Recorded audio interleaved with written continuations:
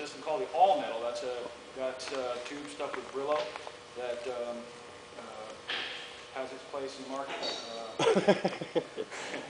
But the interesting thing about the Huss filter system is it is a soot trap. Okay, there is no removal of the soot during the operation of the machine. Catches 99.9% of that. Okay, so the better a filter, the more a filter catches, the better it works, right? Sure. It's getting dirtier and dirtier until finally we reach a back pressure that's going to destroy the engine. So we build in a sensor system that prevents that from happening, alerts the driver that that's going to take place. So we've got our active and passive. So what are the two primary groups that we're dealing with as far as vehicles go? We've got on-road, off-road, just to cut to the chase. All right. The Huss system will collect soot till it reaches its time limit. It's preset. All right. The time limit is set to work for 8 running hours of the machine. That's the default mode. There are custom applications where we've got way too much soot output, so we're going to set it to run for 4 work hours. Anything below 4 work hours isn't really feasible. Yes, Nancy? When you only can work in 4 hours, is that because it's an older engine, or is it the nature of the engine that it runs particularly dirty and there's nothing you can do? That's pretty much it.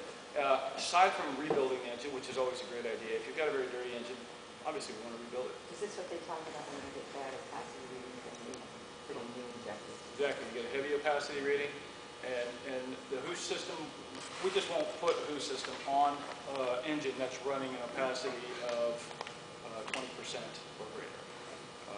Or at 20% we might consider it, but at 21% for dead. It's just too much of a soot load to make the engine viable for the people that are trying to use it. I mean, unless you're a guy that's running this machine for 1 hour, pick up one thing, bring it over here, set it down, it's just not feasible. And most of the people that have money or are applying for grants for these units are people that are using them, running them hard, 8 hours a day. This is business. Okay, so there's something I want to get to is the majority of these are paid for by government grants. This whole program is being forced upon businesses by the government, and the government stepped in and said, okay, since we're doing this, we want to clean up the air, but we want to make it reasonable, so let's help out with some money. The federal government stepped in with billions of dollars, and that is actually making its way to the guys that need it the most. Almost every tractor I sold last year in this territory was funded with grant money, paid for by the government, up to 85 to 100%. Is there a time limit now that the government wants these on?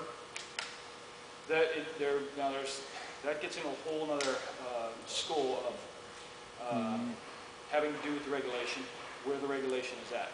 I know quite a bit about the regulation, but not enough. Okay. You never know enough, and it keeps I changing. can tell you a little thing. It has to do, like when I deal with the railroads and stevedoring companies, they have to take all the engines in their fleet, and a certain percentage has to be brought up. So if you have all brand new equipment, you might not have to put any on.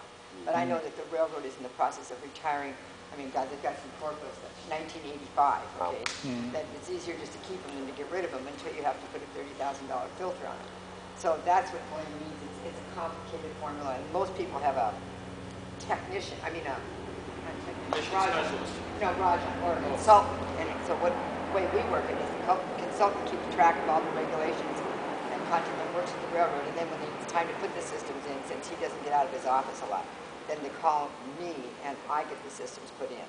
But it is, Wayne's right, I don't mean to take this under, but It's okay, you're the teacher.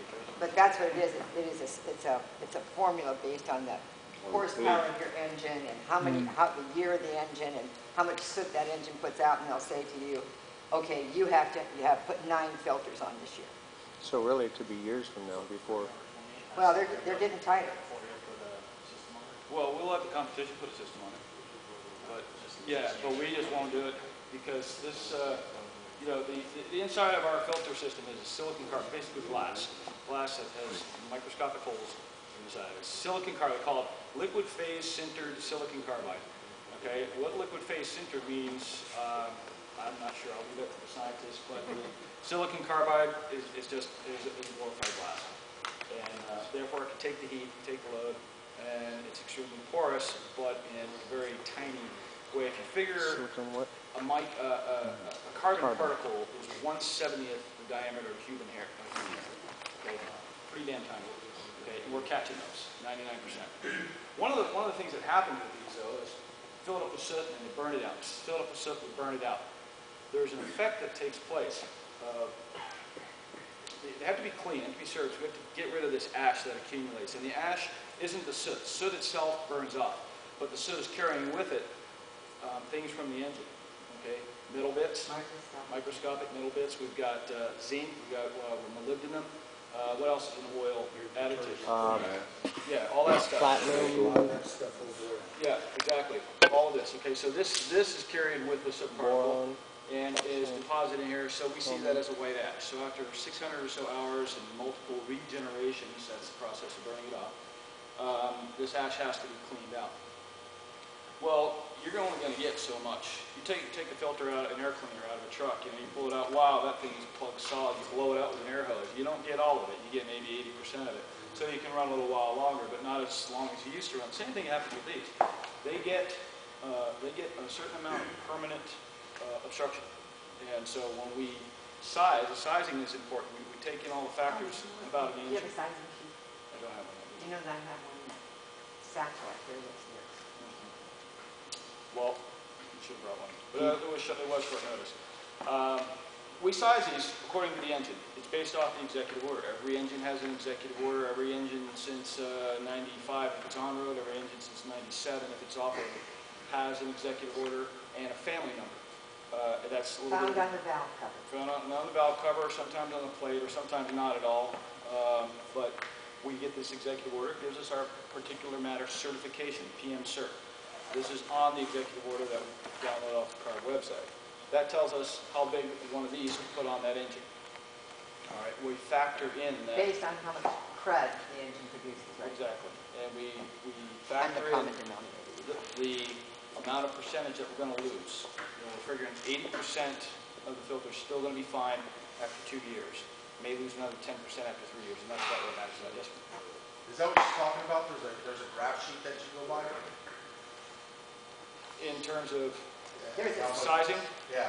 and the sizing is actually a formula that it's proprietary for us, but I'm sure everybody uses something similar.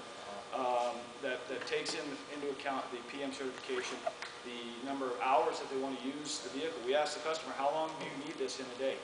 Do you need less than 8 hours? Do you need 10 hours? And if they say, we got to have it for 10 hours, we put monsters on there. What the sheet asks for is engine family number, horsepower, liters, how many hours a day it's operated, model number. Then I take all this information on the sheet, send it to this wonderful lady in Palm Desert, Crystal, and based on these number of factors, she will come back and say, oh, that container handler will take an FS200 system to get 8 hours of operation. And what is interesting with the railroads do not load and unload trains. Their contractors do, so they don't have railroad labor units, okay? And these guys are paid to maintain these engines. So they do as little as possible. As long as the sucker will run, they leave it alone. What's been very interesting to me is as we can send people out to do these opacity tests, they're failing. 39%. So now they got to go put in, we just had the one we're going to see tomorrow, they have to put in no, that's the one in Stockton, the BN. That's not very smart job security measures there. Well, they're not cheap. taking care They're of, the yeah. cheapest people in the whole world, but it's fun to kind of catch them at this because they're coming back with 39 and 42% on the opacity readings. But it's a series of information that I feed to his company that they use to come back and then tell me what size of unit needs to go on that machine to give them 8 hours of operation. I got 3 questions. She said something about $30,000. Is that accurate? For a filter, Yes. to a degree, it could go as 56. You go as high as 52. Second question. We put, the largest filter system we put on was, and this is at $17,000 a piece, 6 filters all piped together. Wow. 6,100. Wow. 17,000? Yep. A piece. It's And you put 6 of 17,000 those a on? piece, almost 18,000 a piece. Well, to calculate, say 20 times 6, it's 120 and take off, so say 100. That's $120,000. Yeah. That's where Huss started out, was on ocean going boats, tugboats. exhaust system. Okay, go ahead. Second question, you said that after you cleaned it out in many regenerations that you still had some stuff in it. What is that called? Is that like the polymerization where it